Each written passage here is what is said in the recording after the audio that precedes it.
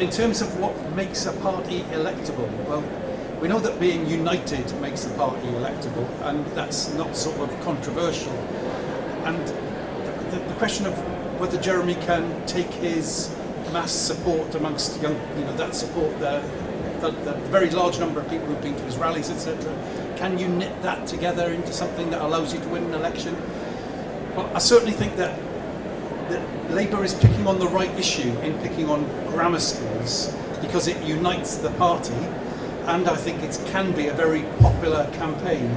I think that I've been saying to everybody I can find to talk to that it seems to me that Labour going into the next election saying we're about education, education, education, and that Labour has a good record to point to from previously, bearing down on class sizes in the infants, Sure Start, Every Child Matters. There's a lot of record to talk about there.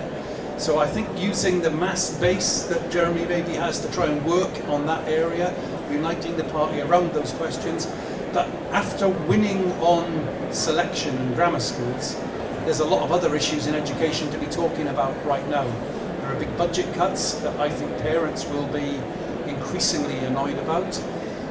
Last year we saw on primary school assessment that many parents were very angry about the way their children were treated. So that nearly half of the 11-year-olds in the country last summer, just before the summer holiday, were told by this government that on one of the 3 SATs papers they haven't reached the standard necessary to be successful in secondary school. It was only about 18% the year before when they didn't say that anyway. So nearly half the kids in the country told they weren't ready to go to big school just before they started the summer holiday to go to big school. It was a disgraceful way to treat young people. Many parents very angry about that. So I do think that if Labour stays with, I'm sure there are other things like the health service, etc., but from my point of view, Labour staying on education and being education, education, education in the run to a general election might do some of those things. Kevin's right to say that grammar schools completely unites us, just as tax credits campaign united us last year. But what I think it's also important to say is that we're never going to be completely in agreement on absolutely everything. We never have. We are a broad coalition stretching from, not just the left to the right in the PLP, but right across our movement. And as Kevin said, of the affiliated trade unions and of our affiliated bodies, there's always going to be an awkward squad in the PLP. Jeremy, of all people, knows that himself, but I don't think that's anything to worry about. It's exactly the same in the Tory party as well, and they won a majority government last May, very deeply divided on issues of Europe. The 2 things the public care most about, and the 2 things that we were lacking in May last year, were strong leadership and economic credibility. And the other thing that completely unites the PLP now, and I think the whole Labour movement, is that we want an end to austerity. So this conference is a fantastic opportunity to decide exactly what that means and what our alternative economic model will be, because it's not enough to say what we're against and what we oppose. We have to be very clear about what we're for, and I feel quite excited and I'm looking forward to the challenges ahead, because I kind of feel like we are working with a blank sheet of paper, really. We can build it all up from scratch again. And I think under Jeremy's leadership, he's already put all these issues on the table, which haven't been debated in the Labour Party in my political lifetime. And I think we can continue to do that. So really fleshing out exactly what we mean in terms of anti-austerity and what our economic model will be. I think with all the challenges on the horizon with automation and with the 4th industrial revolution, which Tom Watson's just talked about in the conference hall, I think we've been hiding from that in the Labour Party. The Tory Party have nothing to say about it at all, and all that will become will be an excuse to hollow out the workforce even further and make layoffs in the public sector.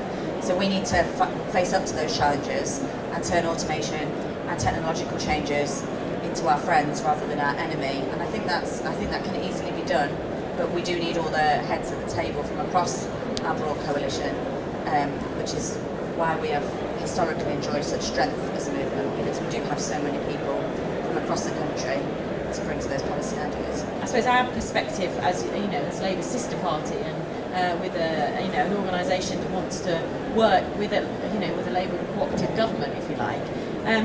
I think I agree with build on where Louise started, which I think is clearly economic credibility is a big issue, and how do we create an economy in this country which actually works in the interests of ordinary people? And I think Ed Miliband, in a sense, hit the nail on the head with that issue, but obviously Labour wasn't able to kind of hammer that home sufficiently to win the general election in 2015.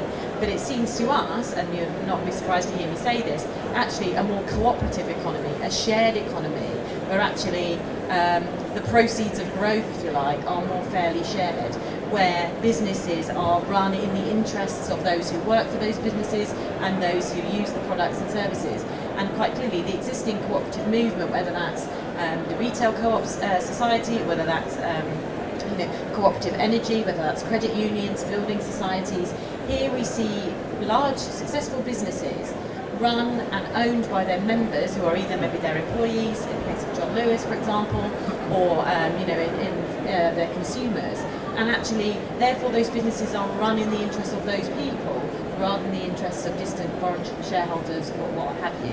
And I think, therefore, an economy that was more based on those values would be an economy that created fairer rewards, and that's something the Cooperative Party will continue to kind of advocate for. Nobody's said anything about PR and electoral reform yet. I suppose, the way the question was put was kind of, is this the only way Labour will ever get re-elected? I definitely think that would be the worst basis on which to advocate any kind of change in the electoral system. It seems to me that you want to consider the merits and pros and cons of an electoral system in a sense, because it will be your system going forward, and it can't be something that is based on a short-term party political objective, if you like. I remember when the Scottish Parliament was created in 1999, they said then that the electoral system had basically been deliberately designed to keep the nationalists from ever getting a majority government. And we know how that ended up. So actually, you can't design an electoral system based on those kind of objectives. You have to base it on what's fair. And we could probably spend all night talking about the pros and cons of different electoral systems. But I think clearly first past the post has strengths, but also weaknesses. And I think it's a debate we should have in the Labour family about where we stand on that. Whatever class you are, you've got a problem with housing. You've got middle class children stuck at home, can't buy a house, can't rent one. Every parent wants their child to succeed. There's great opportunity there. Take health. We've got this kerfuffle going on with the health service. Nobody's really engaging with what the real issue is, about the fact that we have got a proposition that we can no longer fund in the way that we're funding it. Somebody needs to start to think about and tackle these fundamental issues. Talk about young people. We've been talking about young people all day today. They've got a bad deal. Young people have had a bad deal for the last 10 years, not just the last 5, the last 10 years. We're not engaging with it because young people don't vote, we hear. Actually, it shouldn't be about who votes and who doesn't vote. It should be about what is right that should be done. What about education and the connection that education has with jobs? Who's making any arguments about that? So I think the Labour Party should stop talking to itself and start thinking about how it's going to make a big difference in all of these areas that matter to people. And you know what? Whatever electoral system you have, if you're talking about things that matter to people, if you're putting forward positions that make a difference, I think you will get traction. I think you'll get people to listen. I think we need to be very clear again about what it is that we're for, what kind of system would we have in its place, because we shouldn't be advocating to go back to the LEAs of the 80s necessarily. We need a properly regionally accountable provision that works in partnership and encourages partnership rather than competition. And I think citizenship is a good example in that. I have some schools in Sheffield that teach citizenship exceptionally well, and some schools that don't teach it at all, and a properly comprehensive cooperative education system would share those resources across schools and share the skills, not just in citizenship, but in sexual relationship education and PSHE, and those subjects which in some schools, it's like the PE teacher that does it on their freeze. So we need to do much better at fostering that cooperation between schools and being clear what kind of system we want to see. Just on higher education, I think it is interesting that the evidence has shown that with the increase in tuition fees, it's not actually deterred working class students going to university. So we do need to do a bit of a deep dive on that and see exactly why that is and what it means for the future of tuition fees. But the biggest risk to higher education at the moment is obviously Brexit. In Sheffield, a big university city, we receive £180 million a year in research funding from the European Union, and that is far from guaranteed by the Conservative government. So we need to have a big campaign about that, because it makes an enormous part of our economy, not just for the students themselves, but also in contributing to our economic growth as a city. I completely agree that what we need is an education system based on values like collaboration, accountability, and that's really, really critical. And some of you may or may not know that actually in England there are hundreds of cooperative trust schools, and they're foundation trust schools. They're within the maintained sector, so they're not academies, they're not free schools. But what they have at their heart is an accountable governing body, which includes teachers, non-teaching staff, parents, the community, and young people and pupils themselves, which I think is really, really important. But not only do they have a kind of cooperative structure, they also have a cooperative ethos, and a big part of that is citizenship, because obviously at the heart of the cooperative idea is democracy, equality, solidarity, those values, and they come into the school curriculum through the cooperative ethos of those schools. And I think there's something that could be learned more broadly for the education sector about that.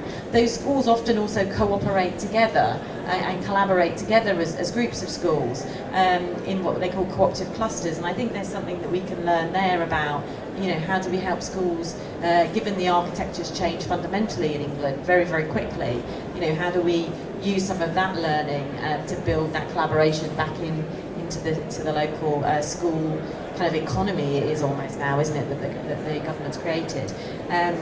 The only other one I was going to pick up is, in a previous life I worked for a children's charity, and just to say, one of the questions was kind of juxtaposing the investment between higher education and early years. I wouldn't put it like that, but I do think it's critical that we do talk about the importance of investment in early years, because what the evidence clearly shows is that that's the time when you can have one of the biggest impacts on children's life chances, and in narrowing future attainment gaps that then are very hard to reverse. Every year, I work with Centrepoint nearly 2,000 young people. 40% of them are going to arrive at my doors without any kind of qualification whatsoever. That's at least 2,000. And I'm talking about 16 and 17-year-olds. 20% of them aren't going to be able to read or write properly.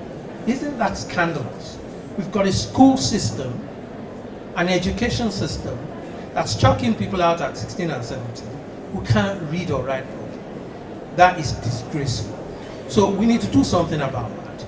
And I suspect that part of the problem is that we're so focused on paper qualification rather than trying to work out actually what are young people, children and young people able to do, and how can we best help them to maximize the talent that they've got. That's what school should be about. It shouldn't just be about chucking out qualifications right, left and center. So however we design that, there are better people here who can do that than me.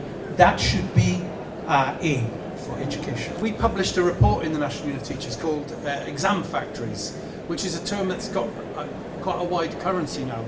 And I think what's interesting is we launched it with John Cridland, who was the Director General of the CBI, and with Young Minds, a mental health charity looking at the situation that young people face. Because what we're finding is that schools are becoming less friendly places for young people. And it's young people in the audience, and do tell me whether we're getting this right. But we're getting reports of increasing feelings of stress, and the report that we commissioned looked at the way these things are happening in schools, and there's increasing stress, increasing time spent on exam subjects, and therefore less time spent on anything like citizenship, anything wider than that.